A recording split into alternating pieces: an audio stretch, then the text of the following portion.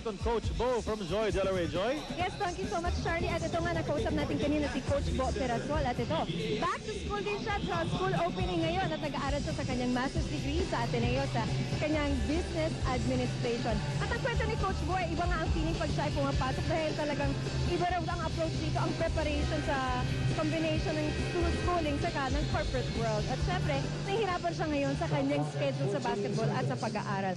At itong palang si Coach Bo ay talagang mahilig din sa balls at mahilig din nga sa books. At isa mas mamaya sa ating halftime report ay isa din sa Air 21 player ay nag-aaral din ngayon na hindi lang nga sa balls mahilig pati sa books din. Ikaw ba, Charlie and Barry? Ano bang hilig nyo? Yeah, ako sa books lang. Hindi ako mahilig sa balls eh. Books din. Pero ito, speaking of balls, ayan, bagsak. Losing the balls is Stephen Thomas, pero may dahilan yun na natamaan siya ng isang Pure Foods player. And of course, it's really funny kasi ito si Coach Bo Perasol, ayon dun sa report ni Joy, tumawid ng Katipunan. UP Maroon yan. Ngayon, Ateneo na ang master's degree niya, di ba? Alam mo naman, malapit na yan, ha? Battle for Katipunan. Malapit na yan. Rights, coming up on the weekend. So, tinan natin, yung mga college boys natin magbabakbakan naman. Pero here, the former college stars are duking it out. Here's our former Atenean, Kramer to the basket. Taking it strong to the hole. Itong si Doug Kramer. Closes the gap. Ginawang 1 na lang ang lamang ng Pure Foods on that driving layup nitong si Doug Kramer. James Yap. Good switch from Doug Kramer. Pero natawagan ng kneeing foul. Much to his frustration.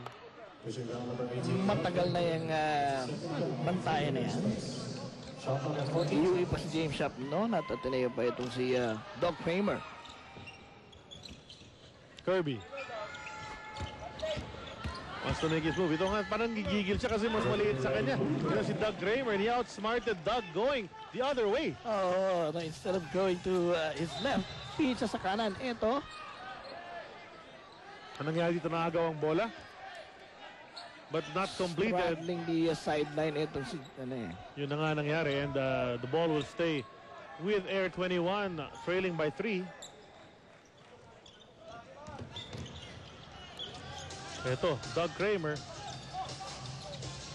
out to Marvin Cruz. It's really great to see all these guys who used to kill each other in college basketball playing with each other this time. Stephen Thomas, of course, the old reliable. Ayan, tira niya inside the shaded area.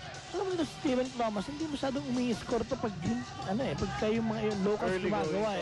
Pero pag yun, kailangan na. Bigay mo na sa kanya eh. But here's another guy. Ito si Chico Lanete. Alam mo, first conference pa na pinag-usapan natin ito, Barry.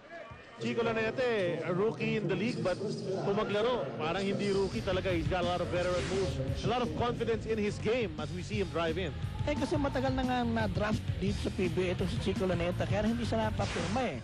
And he spent a lot of time talagang polishing pa his skills na sa PBL where he plays for Harbor Center. Mintis nga lang ang kanyang bonus free throw. The Stallone lookalike, Chico Lanete.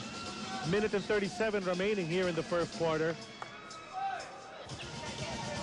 Arwin Santos naghahanap ng kakampi. Ito si Stephen Thomas goes up without the ball. Canaleta tried to get it, pero PJ Simon ahead of the pack. Easy lay-in. And again, Pure Foods re-establishes a 5-point lead. First basket in the ballgame para kay PJ Simon. Doug Kramer is open. Meron siya dyan. Pero mintis yun. Stephen Thomas getting the offensive rebound, and Enrico Villanueva is caught grabbing the other arm of Stephen Thomas. Wala ka na magawa dun eh, no? Hawakan mo na lang. Ako na yung bola eh. Richard G will check in for Kirby.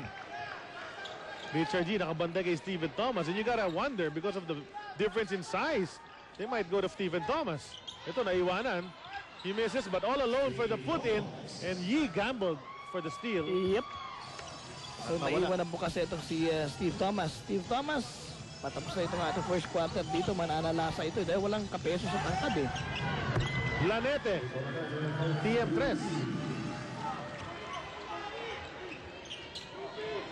So 5 quick points para kay Chico Lanete coming off that bench and replacing Roger Yap. So that's a great bonus para kay Ryan Gregorio. Stephen Thomas stops and pops from 15. Wala yan. Nagmadali ang Air 21 on that offensive years. Pure Foods going the other way. James Yap to Enrico. Villanueva with his third team in this league. Red Bull, San Miguel, sabi sa'yo. Dyan sa ngayon, Mintis at Kieran ni James. Doug Kramer on the break to Canaleta. Good pass! And there was a shove on Nino Canaleta, causing him to miss the layup. Well, may mismatch kasi nangyari yun. So si Peter Jun Simon, tinulak niya ito si Nino Canaleta, sending Canaleta to the stripe. Three-time slam dunk king. Oh, slam dunk king, but he misses the first of two. You know, we take this opportunity to greet Mart Miranda, ang CEO ng Events.work. Happy birthday to Mr. Miranda. At sabay na rin natin mga kasama natin dito sa ABC5, Volta de Los Santos. Birthday ni Volta de Los Santos, ang ating supervising producer. Pati na rin si Balong Pimentel, ang ating technical director.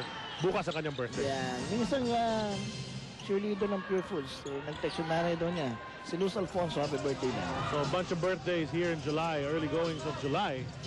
And we are almost ending our first quarter. Only 17 seconds remaining. Peter Jun Simon kontra Arwin Santos.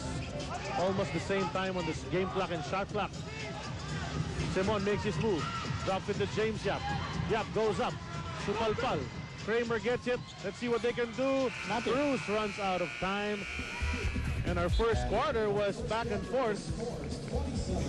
Early on, Air 21 took control. Pure Foods comes back to take the lead. Kirby Raimundo, of course, 8 points, 4 of 7 from the field.